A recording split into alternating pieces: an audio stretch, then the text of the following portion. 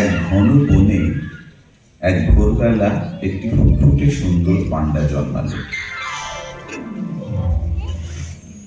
কিন্তু তাকে দেখতে অন্য পান্ডাদের থেকে একদম আলাদা। তার মা খুব অবাক হয়ে গেল। পান্ডারা তো সাদা কালো রঙের হয়, এ হলুদ কেন? কিন্তু মা সেই ছোট্ট হলুদ পান্ডাকে খুব ভালোবেসে ফেলল আর আদর করে নাম রাখলো আমসত্ত্ব। সকালবেলা একে একে অন্য পান্ডারা ঘুম থেকে উঠল। তারা সবাই ছোট্ট আমসত্ত্বকে দেখতে এলো।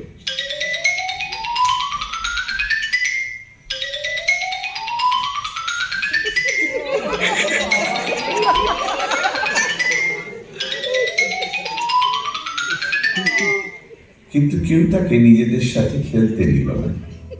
পান্ডাদের মা অবাক হয়ে গেল।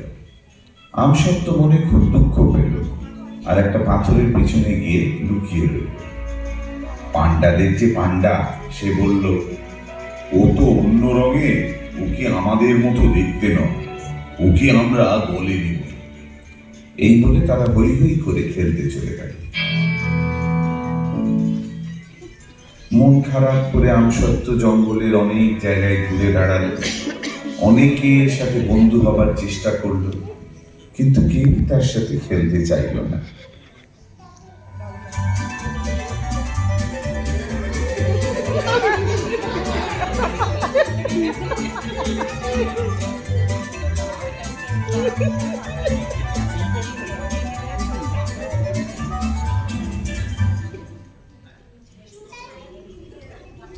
পরদিন তার মা কাক ভরে উঠে অনেক রঙের ফুল তুলে আনল।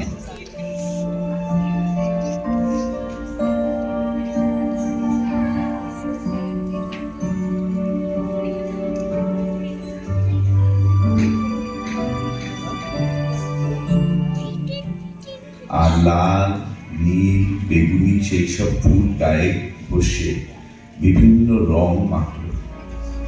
আমসত্ত্বকে ডেকে বলল, দেখ আমসত্ত্ব, আমার এখন কত রং, লাল, নীল, বেগুনি, তাও তো আমি তোর মা, আর তোকে খুব খুব ভালোবাসি। সব দেখে আমসত্ত্বর মুখে হাসি ফুটল।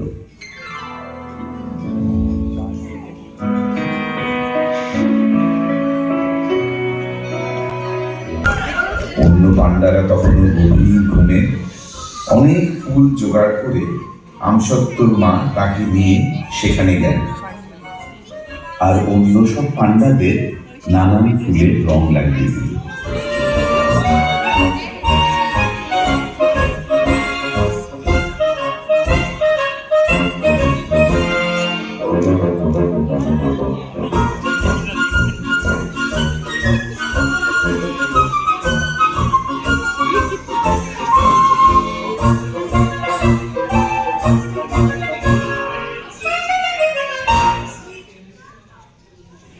সব পান্ডাদের যখন ঘুম ভাঙল, তখন সবাই নিজেদের দেখে প্রথমে খুব অবাক হয়ে গেল।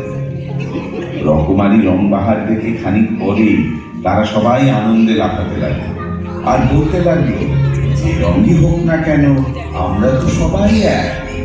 তারা সবাই আমসত্ত্বকে জড়িয়ে ধরে দলে টেনে নিল আর নাচতে নাচতে বনের ভিতর চলে